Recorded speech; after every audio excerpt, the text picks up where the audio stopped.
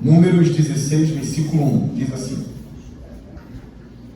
Corá, filho de Izar, neto de Coate, bisneto de Levi, reuniu Datã e Abirão, filhos de Eliabe, e On, filho de Pelete, todos da tribo de Ruben, e eles se insurgiram contra Moisés. Com eles estavam 250 israelitas, líderes bem conhecidos na comunidade, e que haviam sido nomeados membros do concílio. Eles se ajuntaram contra Moisés e Arão, e lhes disseram: Basta, a assembleia toda é santa, cada um deles é santo, e o Senhor está no meio deles. Então, por que vocês se colocam acima da Assembleia do Senhor? Quando ouviu isso, Moisés prostrou-se, rosto em terra. Depois disse a Corá e a todos os seus seguidores: Pela manhã, o Senhor mostrará quem lhe pertence, e fará aproximar-se dele aquele que é santo, o homem a quem ele escolher. Você, Corá, e todos os seus seguidores deverão fazer o seguinte: peguem incensários e amanhã coloquem neles fogo e incenso perante o Senhor. Quem o Senhor escolher será o homem consagrado. Basta, levitas. Moisés disse também a Corá: Agora ouçam-me, levitas. Não lhes é suficiente que o Deus de Israel os tenha separado do restante da comunidade de Israel e os tenha trazido para junto de si, a fim de realizarem o trabalho no tabernáculo do Senhor e para estarem preparados para servir a comunidade?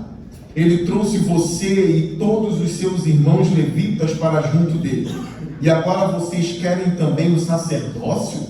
É contra o Senhor que você e todos os seus seguidores se ajuntaram. Quem é Arão para que se queixem contra ele? Então Moisés mandou chamar Datã e Abirão, filhos de Eliabe. Mas eles disseram: Nós não iremos. Não lhe basta nos ter tirado de uma terra onde mana leite e mel para matar-nos no deserto? E ainda quer se fazer chefe sobre nós? Além disso, você não nos levou a uma terra onde mana leite e mel, nem nos deu uma herança de campos e vinhas. Você pensa que pode cegar os olhos destes homens? Nós não iremos. Moisés indignou-se e disse ao Senhor: Não aceites a oferta deles. Não tomei deles nem sequer um jumento, nem prejudiquei a nenhum deles. Moisés disse a Corá: Você e todos os seus seguidores terão que apresentar-se amanhã ao Senhor. Você, eles e Arão. Cada homem pegará o seu incensário, nele colocará incenso e apresentará ao Senhor. Serão 250 incensários ao todo. Você e Arão também apresentarão os seus incensários. Assim, cada um deles pegou o seu incensário, acendeu o incenso e se colocou com Moisés e com Arão à entrada da tenda do encontro. Quando Corá reuniu todos os seus seguidores à entrada da tenda do encontro, incitando-os contra Moisés e Arão, a glória do Senhor apareceu a toda a comunidade. E o Senhor disse a Moisés e Arão: Afastem-se dessa comunidade, para que eu acabe com eles imediatamente. Mas Moisés e Arão prostraram-se rosto em terra e disseram: Ó Deus, Deus que a todos dá vida, ficarás tu irado contra toda a comunidade quando um só homem pecou? Então o Senhor disse a Moisés: Diga à comunidade que se afaste das tendas de Corá, Datã e Abirão. Moisés levantou-se e foi para onde estavam Datã e Abirão, e as autoridades de Israel o seguiram. Ele advertiu a comunidade: afastem-se das tendas desses ímpios. Não toquem em nada do que pertence a eles, senão vocês serão eliminados por causa dos pecados deles. Eles se afastaram das tendas de Corá, Datã e Abirão. Datã e Abirão tinham saído e estavam em pé, à entrada de suas tendas, junto com suas mulheres, seus filhos e suas crianças pequenas. E disse Moisés: assim vocês saberão que o Senhor me enviou para fazer todas essas coisas, e que isso não partiu de mim.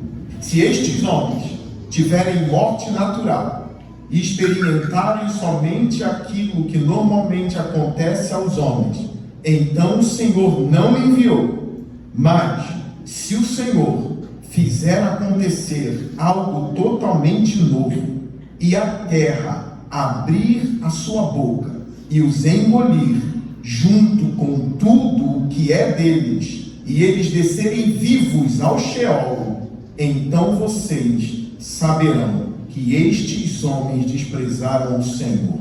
Assim que Moisés acabou de dizer tudo isso, o chão debaixo deles fendeu-se, e a terra abriu a sua boca e os engoliu, juntamente com suas famílias, com todos os seus seguidores, os seguidores de Corá, e com todos os seus bens.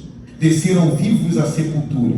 Contudo, o que possuíam, a terra fechou-se sobre eles, e pereceram, desaparecendo do meio da assembleia. Diante dos seus gritos, todos os israelitas ao redor fugiram gritando: a terra vai nos engolir também.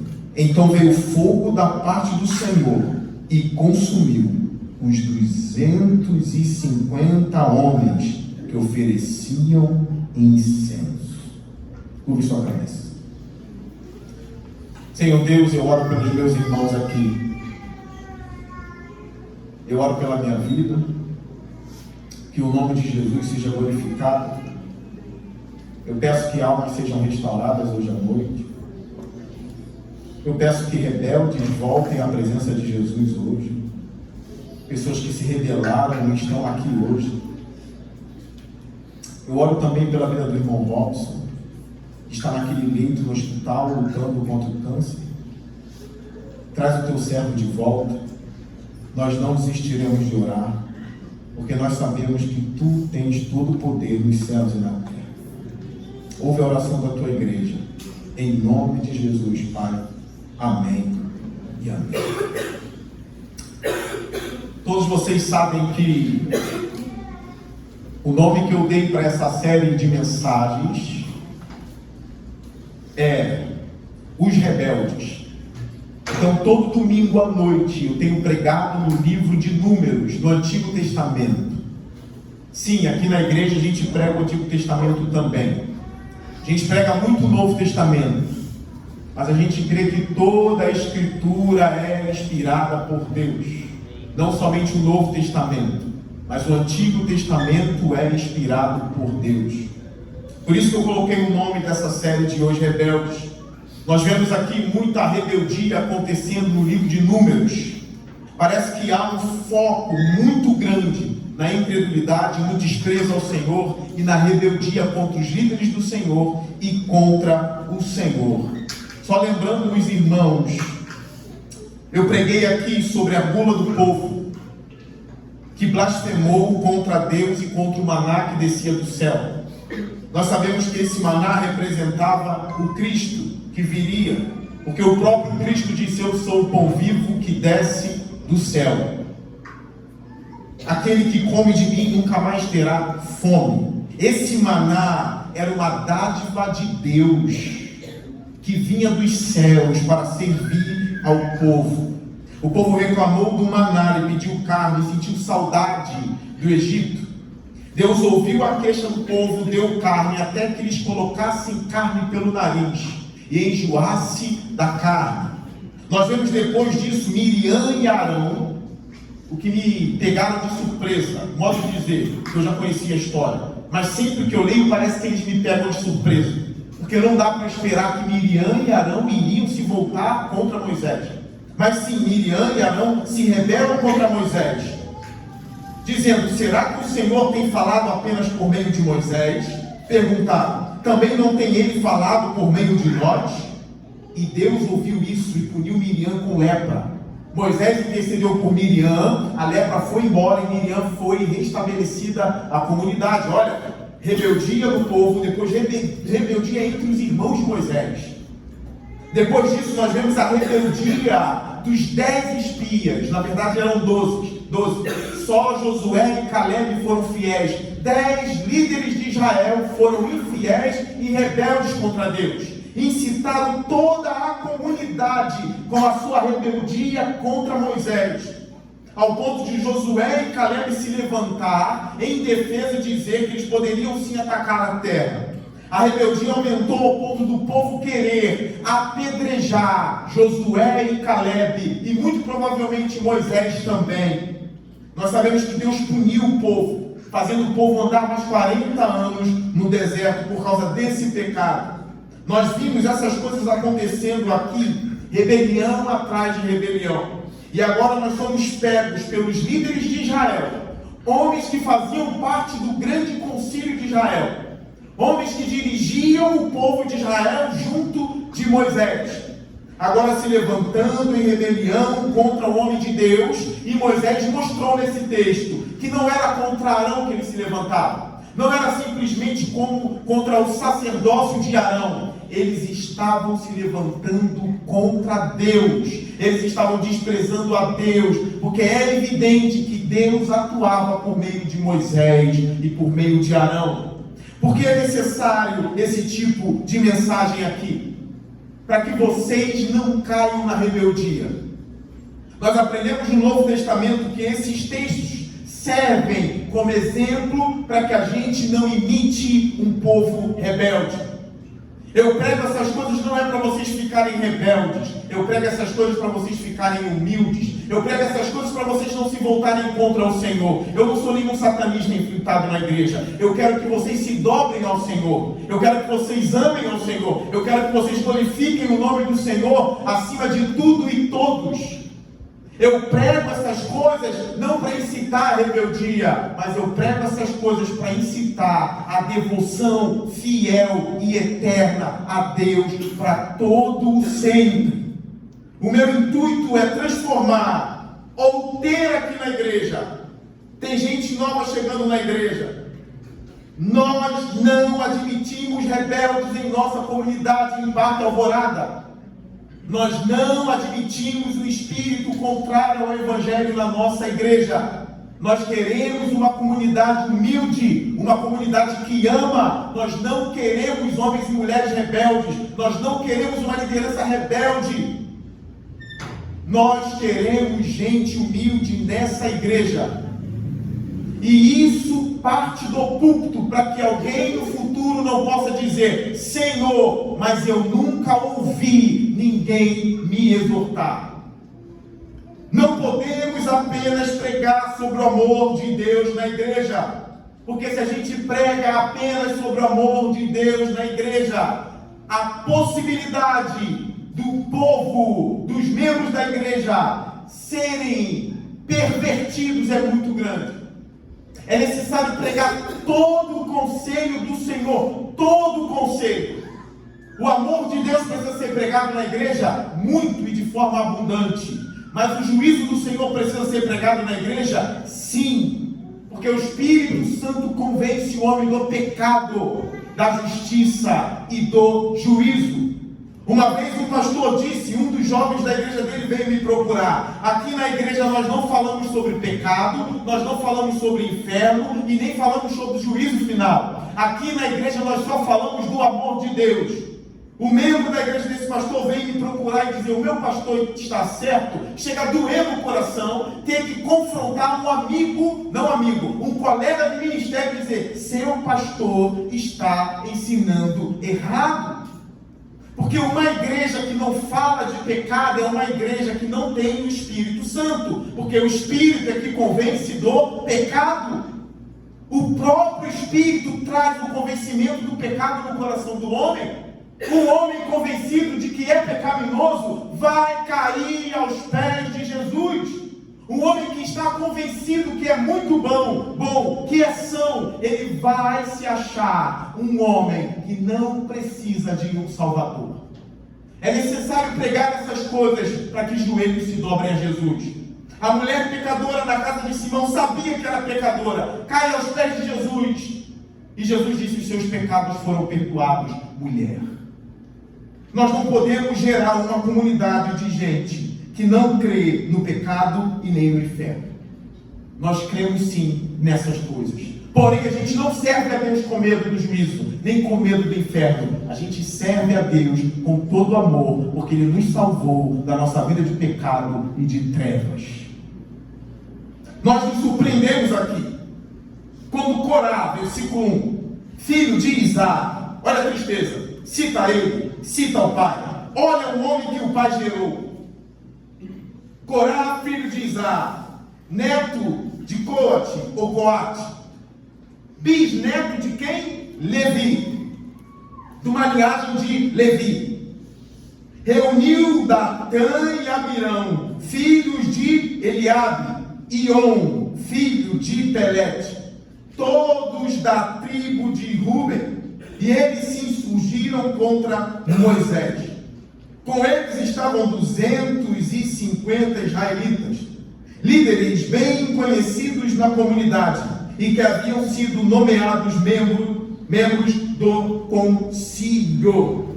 Olha, a rebeldia veio do lugar de onde ela não deveria vir. Ela veio no meio dos líderes, homens próximos a Moisés, homens próximos a Arão, homens que viram cada milagre acontecendo em Israel, homens que ajudaram a julgar Israel, homens que ajudaram a tomar as decisões de Israel, viram o poder de Deus sendo manifestado através de Moisés. Agora são dominados pelo poder maligno, são dominados pela rebeldia, e um começa a trair o outro. Parece que esses homens se sentem aliados de um coração perverso. Parece que um coração perverso chama outro coração perverso. O orgulho domina, a rebeldia domina, e de onde a gente menos espera, saem os perversos, saem os rebeldes, saem aqueles que, com o argumento de que estão servindo ao Senhor, na verdade estão danificando o povo de Deus. Aqui nós vemos o peso que estava sobre Moisés, homem manso, mas que sofreu muito com a rebeldia do povo, com a rebeldia dos irmãos, agora com a rebeldia dos maiores líderes de Israel. E olha como a coisa atrai, parece um imã, parece algo gostoso, parece que é algo que satisfaz a alma, parece que uma rebeliãozinha é gostosa, parece que às vezes se rebelar é bom, se sentir uma adrenalina, não é possível, deve ser isso. Sentir uma adrenalina gostosa de confronto, de competitividade dentro do povo de Deus, querendo tirar líder, tomar o lugar do líder, estar à espreita, esperando o líder cair para você tomar posse, torcer pela queda do outro, e ao ponto que é muito pior, Moisés não é qualquer um homem. Eu peço a Deus que eu nunca seja assim. Eu peço a Deus que o meu coração seja cada vez mais humilde, ao ponto de eu poder reconhecer as autoridades sobre mim e me sujeitar a essas autoridades, de encontrar prazer na humildade e não na rebelião. Porque por mais que a rebeldia possa atrair, por mais que a rebeldia possa trazer um gosto ao coração, a humildade traz delícias na alma. A humildade também atrai pessoas, o humilde atrai o outro humilde. É possível ter uma comunidade de humildes, mas é possível também ter uma comunidade de rebeldes, principalmente se a palavra não estiver sendo pregada na igreja, principalmente se não houver exortação e confronto em amor. Lembrando vocês que essa cena não é inédita, ela não é única na Bíblia. Nós vemos Judas se rebelando contra Jesus dentro do colégio de 12 homens, um colégio apostólico formado por 12 homens que viu Jesus andando sobre as águas, viu Jesus expulsando demônios, viu demônios se prostrarem diante de Jesus. Eles mesmos curaram, eles mesmos viram o poder de Jesus. E no meio desses 12 homens, um se torna um diabo. E você diz, olha, isso é muita informação sobre Judas, é muita informação sobre Corá, Datã, Abirão, On, gravaram os nomes ou não? É muita informação sobre eles. Isso nunca acontecerá comigo. Pastor, isso jamais acontecerá comigo. Lembrando a vocês que qualquer um aqui pode ser amanhã um grande rebelde contra Deus. Eu conheci homens que pregavam a palavra e eram famosos pela pregação do Evangelho e hoje se tornaram um diabo para a igreja. Estão pregando um outro evangelho maligno, levando pessoas para o inferno. Homens que se tornaram amantes dos seus prazeres, ao ponto de dizer que os seus prazeres agora são aprovados por Deus, que Deus nunca condenou, que agora que eles estão percebendo a verdade, que na verdade os pastores que são fariseus, as igrejas tradicionais que são igrejas da mentira, que na verdade toda forma de amor é lícita na igreja, porque Jesus é amor e Ele quer que aconteça amor na igreja. Nós sabemos que nem toda forma de amor e paixão é lícita na igreja, e que Jesus odeia as práticas pecaminosas. Aí eles vêm contra nós dizendo, não, Jesus jamais pode odiar alguém. Irmãos, eu estou falando sobre Jesus, que é a pessoa que mais falou sobre o inferno em toda a Escritura Sagrada. Como eu disse para vocês no último sermão, o maior poema sobre o amor de Deus eu encontrei no Antigo Testamento, que é o Salmo 103. Hoje de manhã eu li para a igreja um outro poema sobre o amor de Deus, Salmo 145. Agora é no Novo Testamento que eu encontro a palavra mais pesada da Escritura. Malditos, apartai-vos de mim e vão para o fogo eterno, preparados para o diabo e seus anjos. Quem disse isso? Não foi Moisés, não foi Sansão. Quem disse isso foi Jesus. Basta ler o Novo Testamento. Não é possível, ou estamos ficando doidos, ou esses homens de fato são filhos do diabo, dizendo que Jesus nunca pronuncia juízo. Cuidado para que você não seja um desses homens amanhã.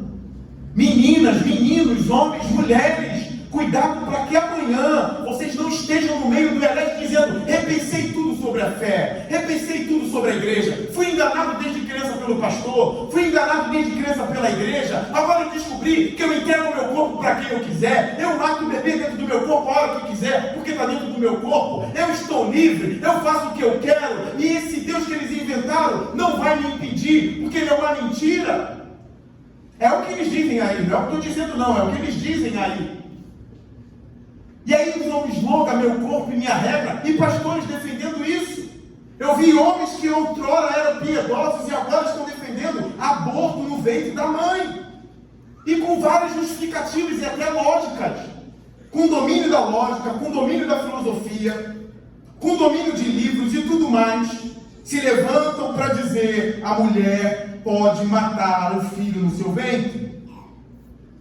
Eles se levantam para dizer, um homem pode andar maquiado como uma mulher e ter relação homoafetiva com quem for, e Jesus ama isso. Daqui a pouco estão legitimando sexo de homem com cachorro, com porco, com vaca, com boi, dizendo que toda forma de amor é lícita. E a igreja vai cada vez mais sendo taxada de inimiga do mundo. E glória a Deus por isso, porque a igreja é sim opositora do mundo. E o mundo tem a igreja como inimiga e sempre terá. Dificilmente o pastor será aclamado pela mídia, sendo verdadeiro. Um pastor que é aclamado pela mídia, pelos artistas, provavelmente ele é falso. Provavelmente ele está no meio dos homens. Nas escrituras tem uma galeria de heróis da fé, mas na Bíblia tem a galeria dos malditos, onde estão Corá, Abirão, Datã, On. Provavelmente esses homens estarão lá na frente, na galeria dos malditos, e não dos heróis da fé. Isso atrai tanto que Corá e os outros conseguiram atrair mais 200 250 israelitas contra Moisés. E eram líderes bem conhecidos na comunidade. Todos membros do concílio. Isso traz temor, irmãos. Isso traz temor. Mais uma vez eu exorto a vocês o que Paulo exortou a Timóteo: permaneça naquilo que aprendeu desde o princípio, sabendo de quem você aprendeu, pois conhece as sagradas letras desde menino. Aprendeu com a mãe Eunice, eu sempre confundo, me perdoe, vó Lloyd ou o contrário. E depois aprendeu com o próprio apóstolo Paulo. Timóteo, você sabe de quem aprendeu. Isso é muito importante. Fixem o conhecimento na mente e no coração de vocês. E não negociem esse conhecimento por nada. O texto continua, versículo 3. Eles se ajuntaram contra Moisés e Arão. E lhes disseram: basta. Meu Deus, para dizer para Moisés isso basta, é muita afronta. Eu já ensinei para vocês aqui, se vocês estivessem lá diante de Moisés, vocês deveriam tratar Moisés, sabe como? Moisés, sim senhor, não senhor, sim senhor, não senhor. Deus colocou você, Moisés, sobre mim e morrerei alegre, porque você foi colocado sobre mim, porque Deus quis. Sim senhor, Moisés, e não senhor. Jamais diria para Moisés: basta, Moisés. Jamais. Olha a arrogância deles. Eles se ajuntaram contra Moisés e Arão e disseram a eles: basta, a assembleia toda é santa, cada um deles é santo, e o Senhor está no meio deles. Então por que vocês se colocam acima da assembleia do Senhor? Mentira! Sandro, mentira! Moisés nunca se colocou acima da assembleia. O próprio Moisés, no final do texto, vai dizer: isso não veio de mim, não fui eu que me coloquei. Deus me colocou, Deus me chamou. Moisés sabe que não foi ele. Moisés viu a sarça queimando e dizendo: tira a sandália dos teus pés, porque o lugar que tu pisa é santo. Moisés, tira a sandália. Ele tirou obedientemente. E depois do diálogo com o Senhor, ele disse: qual é o teu nome para que eu vá anunciar a eles? É um homem de bom grado, assumiu a responsabilidade. E Deus disse: Moisés, diga que o eu sou te enviou, Moisés. Ele sabe que não foi ele que se escolheu. Deus escolheu Moisés e colocou essa responsabilidade sobre ele. Repara que o argumento de Corá e os outros parece fazer sentido. Eles não vêm a priori ou primeiramente com um argumento falso, não. Claro, na totalidade o argumento é falso, mas ele vem com palavras santas. Olha, basta, a assembleia toda é santa, é uma verdade isso. Normalmente o rebelde, o falso profeta, ele vem com algumas palavras que fazem sentido para a igreja. E a igreja repara: olha, faz sentido mesmo o que ele está dizendo. Faz sentido o que ele está falando. A assembleia toda é santa, cada um deles é santo, e o Senhor está no meio deles. 3 verdades. Mas no finalzinho tem uma mentira. Qual é a mentira? Vocês se colocam acima da assembleia. Cuidado que eles vêm com palavras que parecem verdadeiras, mas as palavras são falsas. Eu já vi um falso profeta defender que Jonas de fato foi engolido pelo peixe grande. Eu disse: eu não acredito que esse falso profeta crê em algo que muitos falsos profetas não creem, que é o peixe engolir um homem. Eles vão dizer: isso é loucura da Bíblia, isso é loucura, isso é um mito. Eu vi um falso profeta dizer: não, isso é verdade, aconteceu. Ele foi, eu creio, literalmente em tudo isso. Até o entrevistador ficou meio assim, se assustou. É verdade, ele é, eu creio. Parece que é um homem que crê na Bíblia. Mas depois o mesmo homem vai dizer: olha, Paulo e Pedro escreveram coisas totalmente erradas. Eu fico pensando: quem é esse infeliz para dizer que Paulo está errado? 2000 anos depois de Paulo. Entre Paulo, que andou com Jesus, e esse infeliz que está 2000 anos de distância de Jesus, eu fico com quem? Imagine, eu fico com quem? Com quem andou perto do homem. Com quem viu de perto. Quem são esses homens para dizer que Paulo era machista?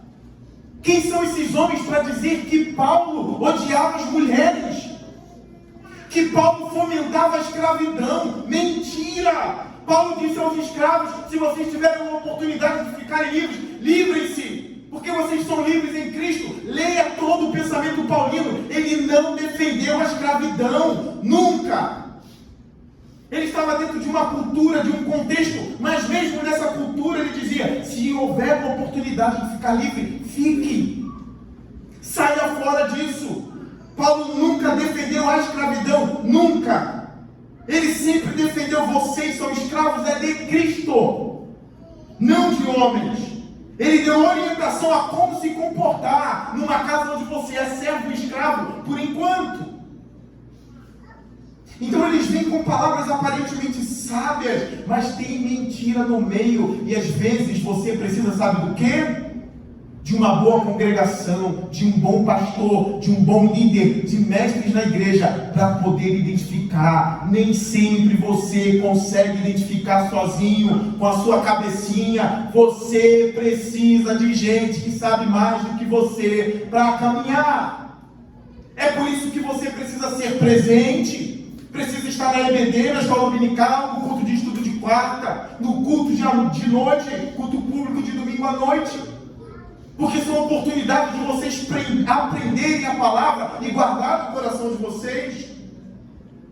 Esses homens sucumbiram à mais terrível tentação do diabo. Versículo 4. Quando ouvi isso, Moisés prostrou-se em rosto em terra.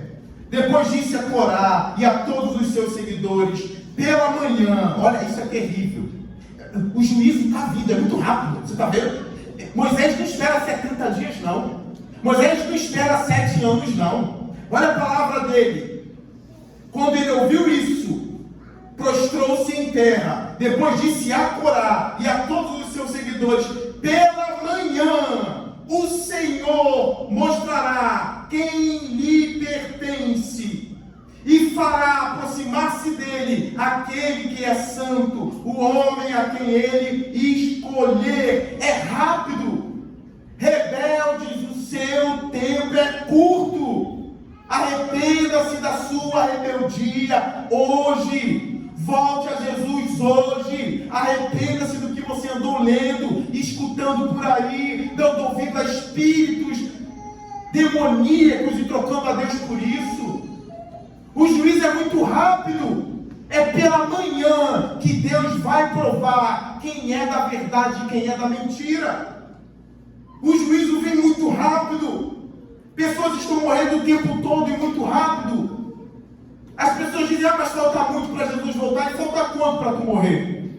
Hoje à noite? Amanhã? O juízo vem muito rápido. Colocou a esperança em quem? Em Jorge? Eu vou rir, porque Jorge não vai segurar a tua mão. Eu coloquei a minha mão numa entidade tal. Tá lascado. Vai tu e ela para o inferno. Vai tu e esse espírito para o inferno. Eles não têm poder para enfrentar a Deus, irmãos. Tanto é que Tiago diz: olha, vocês dizem que creem em Deus, até os demônios creem e tremem diante dele. Jesus fala: vocês vão para o inferno, que foi preparado para o diabo e seus anjos. Eles já estão condenados. Eles se transformam em espírito de mentira, de luz, para dizer que existem várias possibilidades de conhecer o transcendente. Que na verdade o propósito dele é levar as almas contra Deus, contra a Bíblia, contra a igreja. E ele vem com ofertas assustadoras. Uma vez eu tive que aconselhar um menino de 15 anos se envolvendo com satanismo, druidas, lendo essas coisas. E o irmão dele, coitado, desesperado: meu irmão está invocando o diabo em casa, com o livro de satanismo em casa, me ajuda. E eu fiquei cuidando desse rapaz muito tempo, mostrando para ele: hoje ele não está mais nisso, não, já era um homem, graças a Deus. Mas mergulhou nessas coisas, para tirar ele de lá foi difícil. Na cabeça dele, Deus era mau, o diabo era bom. Olha onde já se viu. Meu Deus do céu. Pastor, com quem tu fica? Primeiro argumento, e único. Eu não vou demorar muito não, que eu tenho que terminar o sermão também. Primeiro e único argumento da noite, eu tenho outros. Primeiro, quem criou a minha alma? Foi Deus. Ponto final, eu fico com quem me criou. Com quem me criou eu não fico, eu fico com quem criou a minha alma. Quem criou? Foi Lúcifer? Se foi Lúcifer, então eu ficaria com Lúcifer. Mas não foi, ele foi criado. Quem me criou? Foi o Deus Todo-Poderoso, Criador dos céus e da terra. Imenso, maravilhoso, que não tem tamanho, não dá para medir. O qual a Bíblia fala, olha, nele tudo subsiste, nele nos movemos, existimos e somos, o tempo e o espaço está nele, e fora dele não tem nada. Olha quão imenso ele é, tudo está dentro dele, e fora dele não tem nada, não cabe na minha cabeça, é com ele que eu fico. A pergunta é, quem me criou? Quem me criou?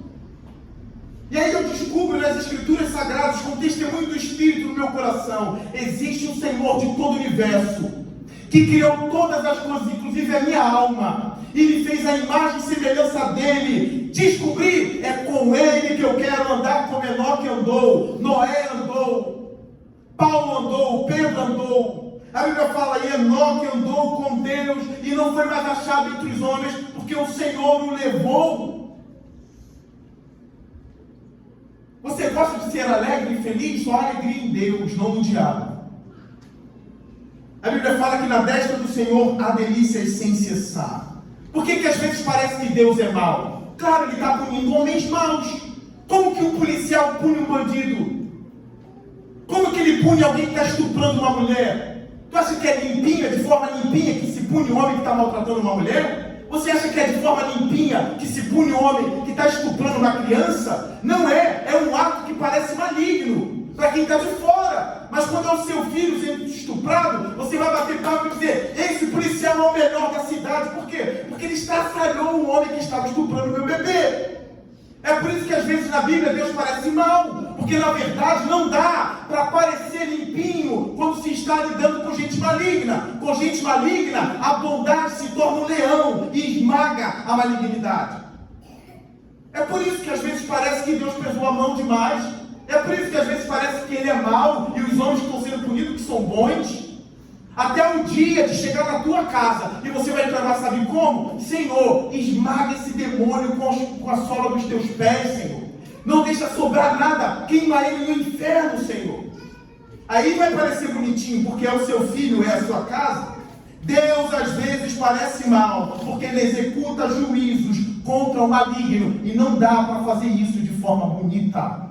Sempre é de forma feia. Porque a destruição nunca é bonita, mas ela é necessária, e ela vem pela justiça de Deus. É necessário que Corá, Datã, Abirão morram. Eles são maus. Depois que Moisés se prostrou e disse que amanhã o Senhor encontraria com eles, ele disse lá no versículo 7, amanhã coloquem neles fogo e incenso perante o Senhor.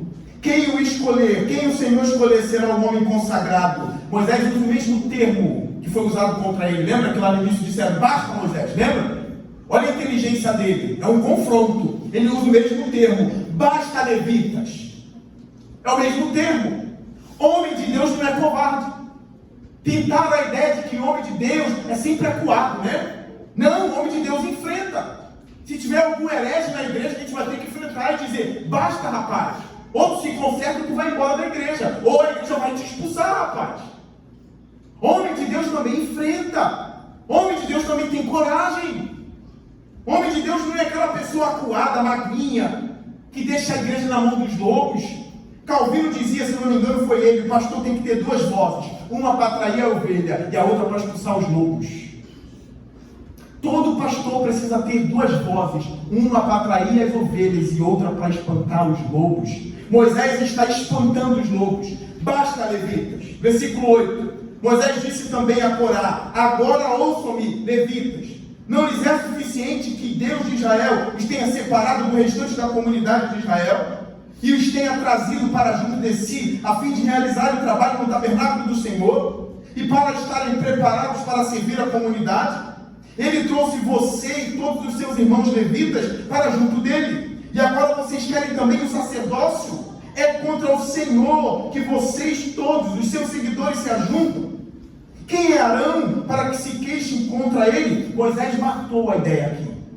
Na verdade, o que vocês querem é o sacerdócio. Vocês querem o que é de Arão, que é o sumo sacerdote. Arão era o sumo sacerdote, Moisés era acima dele. É como se Moisés fosse a boca de Deus para Arão. Tão grande era o patamar de Moisés. Lembra que Deus disse com Moisés: eu não falo por enigmas nem sonhos, eu falo com Moisés face a face. Mas o sumo sacerdote era Arão. Eles não estavam se contentando com o que Deus tinha dado aos levitas, que eram as questões sobre o tabernáculo, desmontar, montar tabernáculo, cuidar até mesmo da Arca da Aliança. Alguns daqui eram responsáveis por levar a Arca da Aliança. Essa ideia de que levitas eram sempre músicos, não, mentira. Eles eram responsáveis pelo tabernáculo, pela casa do Senhor, de cuidar, de montar, de desmontar, de zelar. Moisés está demonstrando que isso já era algo bom e grande. Mas eles não se contentavam, eles queriam o sacerdócio. É por isso que Moisés dá um incensário na mão deles. Na verdade, 250, porque só o sumo sacerdote poderia oferecer incenso a Deus. Então, já que vocês querem incensário, eu darei a vocês.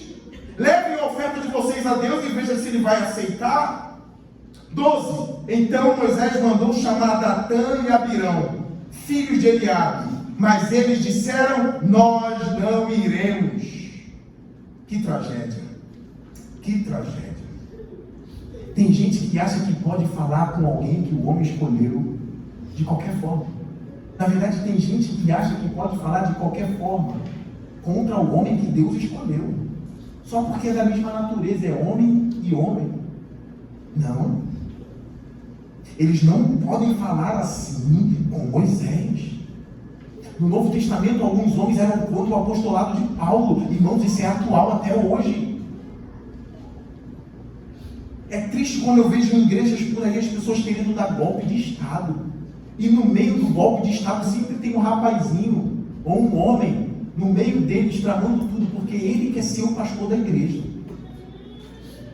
Na verdade, ele está orquestrando e manipulando, e isso atrai, porque na verdade ele quer ser o líder de toda a comunidade. E quem é atraído? Os neófitos, os tolos e os nécios. Às vezes já aconteceu de em reunião de oração, pessoas, em vez de orar, estarem falando mal da igreja de pastores. Expulsem esse espírito do meio de vocês. A Bíblia fala: olha, Deus se opõe aos orgulhosos. Deus se opõe aos orgulhosos e dá graça aos humildes. É assim que a gente tem que lidar, porque tem poder nesse lugar, e Deus está vendo. Olha, sabe o que me surpreende na história de Miriam e Arão? Porque eles estavam conspirando contra Moisés, e o texto diz: e Deus estava ouvindo tudo. Não era Moisés. A Bíblia diz: e Deus estava ouvindo tudo. Existem ouvidos atrás das portas que não são ouvidos de um fofoqueiro, mas é o ouvido do Deus que tudo ouve e tudo vê. Você acha que só fofoqueiro ouve a conversa dos outros?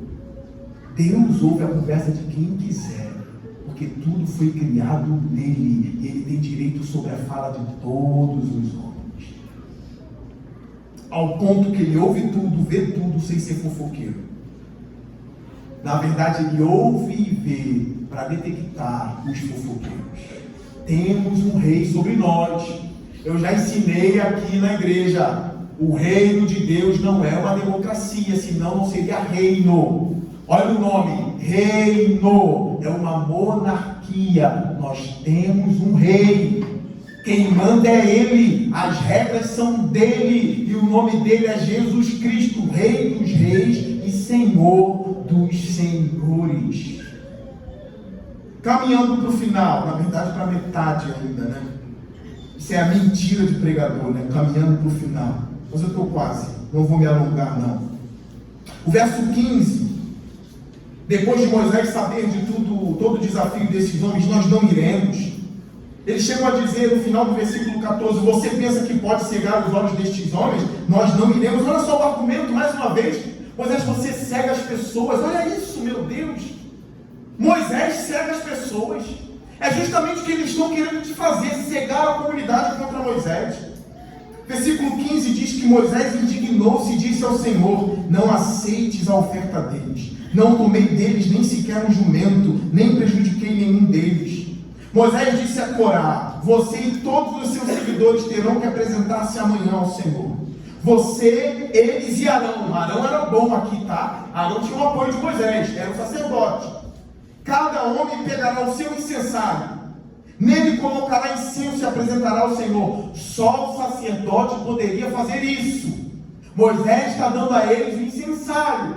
Já teve rei na Bíblia que morreu porque queria fazer coisa que só um sacerdote podia fazer, e morreu por causa disso. Versículo 16, Moisés disse a Corá: você e todos os seus seguidores terão que apresentar-se amanhã ao Senhor. Você, eles e Arão. Cada homem pegará o seu incensário, nele colocará incenso e apresentará ao Senhor. Serão 250 incensários ao todo. Você e Arão também apresentarão os seus incensários. Assim, cada um deles pegou o seu incensário, acendeu o incenso e se colocou com Moisés e com Arão à entrada da tenda do encontro. Olha agora. Quando Corá reuniu todos os seus seguidores à entrada da tenda do encontro, incitando-os contra Moisés e Arão, a glória do Senhor apareceu a toda a comunidade. Isso é terrível. Imagina, agora não é mais Moisés que resolve. Deus chegou no acampamento.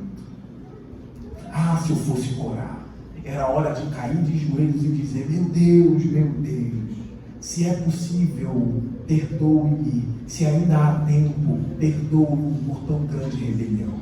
Se bem que On não é mais citado, tá? Ele foi citado no início, nós não sabemos se ele abandonou a rebelião ou não. Eu creio que não. Parece que citado só os principais depois. A glória do Senhor apareceu. E o Senhor disse a Moisés no versículo 20 e a Arão: afastem-se dessa comunidade. Olha o que Deus fala: para que eu acabe com eles imediatamente. Mas Moisés e Arão prostraram-se o rosto em terra e disseram: ó Deus, Deus que a todos dá vida, ficarás tu irado contra toda a comunidade quando um só homem pecou? Então o Senhor disse a Moisés: diga à comunidade que se afaste das tendas de Corá, Datã e Abirão. E eu digo a vocês: afastem-se de todos aqueles que se dizem irmãos, são rebeldes, avarentos, caluniadores, não comam com eles, afastem-se. 1 Coríntios capítulo 5 está escrito: afaste-se deles. É um princípio aqui. Afaste-se. 25, Moisés levantou-se e foi para onde estavam Datã e Abirão, e as autoridades de Israel o seguiram. Ele advertiu a comunidade: afastem-se das tendas desses ímpios. Irmãos, como pode ímpios na comunidade de Deus? É possível ter sido batizado, crescido na igreja, estar no hall de membros da igreja e ainda assim ser ímpio? Como pode isso, né? Não, pastor, será que é comigo? Se você está preocupado, eu fico até feliz. Se você está preocupado, eu fico feliz. Será que pode ser eu amanhã? Como eu disse antes, isso é um bom sinal para que você seja mais prudente. Nós, estudando sobre Apocalipse, nós vemos ímpios nas igrejas, nas 7 igrejas do Apocalipse. Pessoas que deixavam uma mulher com o espírito de Jezabel ser profetisa na igreja. Nós precisamos zelar pela igreja e cuidar da igreja. Isso parte de mim e depois de vocês. Cuidar e zelar pela igreja. Afaste desses ímpios. Afaste de tudo que vem para arruinar a igreja. Cuidado com aquela fisgadinha no coração que começa assim: eu não preciso da igreja para ter Jesus. Cuidado, porque eu ainda não conheci ninguém que odiou a igreja e continuou amando a Jesus. Eu não sei como alguém pode odiar o corpo e amar a cabeça. Eu não sei como alguém pode amar a cabeça e odiar o corpo. A igreja é o corpo de Cristo. Lá em Hebreus está escrito: não deixem de congregar como é costume de alguns. É um perigo se afastar da igreja. Como eu já disse para vocês, vendo as cenas que eu gostava muito de ver, do leão caçando. Olha, eu não sei se é uma regra sempre, mas o leão sempre pega aquele mais abestalhado do bando. É sempre o mais fraco. Dificilmente ele vai enfrentar aqueles primeiros bois selvagens. Ele vai pegar o mais fraco, o destacado. É ali que ele vai atacar. Vigia, irmãos, como diz Pedro: o diabo, nosso adversário, anda ao redor, como um leão rugindo, buscando a quem possa tragar. Ele está tragando você. Ainda é tempo de estender as mãos e dizer: o leão já acompanhou a minha perna, mas salva o meu coração. Ainda há tempo de dizer isso: Senhor, salva o meu coração. O juízo está vindo. Grande juízo chegou ali. Nós vemos o desafio de Moisés no versículo 29. Se estes homens estiverem em morte, ou tiverem morte natural, vocês viram isso na Record, né? A cena vocês viram. Se estes homens tiverem morte natural e experimentarem somente aquilo que normalmente acontece aos homens, então o Senhor não me enviou. Mas se o Senhor fizer acontecer algo totalmente novo, e a terra abrir a sua boca e os engolir, junto com tudo que é deles, e eles descerem vivos ao Sheol, que significa sepultura, então vocês saberão que estes homens desprezaram o Senhor. Assim que Moisés acabou de dizer tudo isso, o chão debaixo deles fendeu-se, e a terra abriu a boca e os engoliu juntamente com suas famílias, com todos os seguidores de Corá, e com todos os seus bens. Desceram vivos à sepultura, com tudo o que possuíam. A terra fechou-se sobre eles e pereceram, desaparecendo do meio da assembleia. Diante dos seus gritos, todos os israelitas ao redor fugiram, gritando: a terra vai nos engolir também. Então veio o fogo da parte do Senhor e consumiu os 250 homens que ofereciam incenso. Por que eu faço questão de ler grandes porções das Escrituras em alguns sermões? Eu faço de propósito, porque eu creio que a leitura da palavra de Deus é uma das coisas, falando da nossa tradução, mais fiéis que um pregador pode fazer. É por isso que eu leio textos grandes, às vezes, para que fiquem marcados no coração. Porque às vezes a minha fala, ou a minha interpretação, ou a minha aplicação não fica cravada, mas o texto fica cravado no seu coração. A terra se abriu e devorou aqueles homens vivos.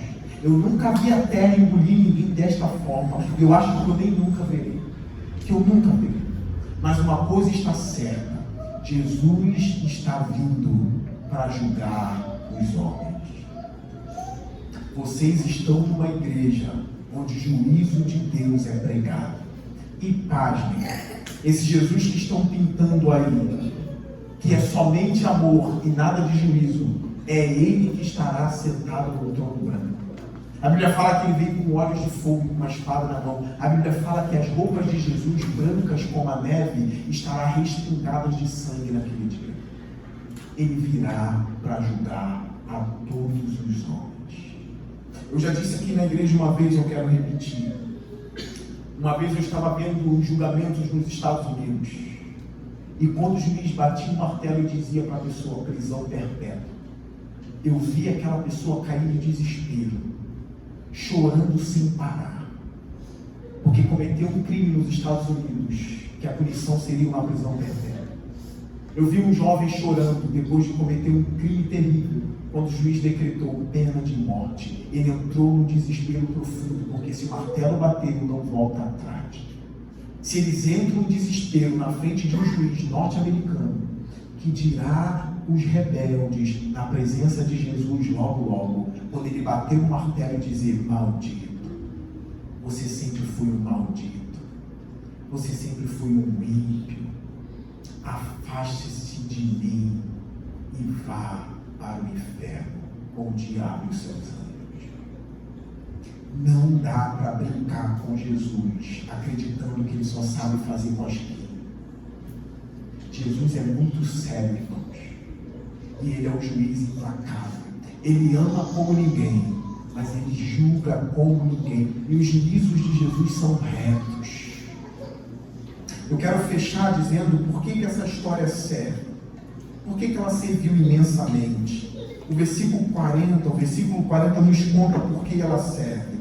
Olha o que diz: como o Senhor tinha dito por meio de Moisés, Isso foi feito como memorial para os israelitas, a fim de que ninguém que não fosse descendente de Arão queimasse incenso perante o Senhor, para não sofrer o que Corá e os seus seguidores sofressem. Olha, quem eu coloco como sacerdote está colocado e só ele fará essa função.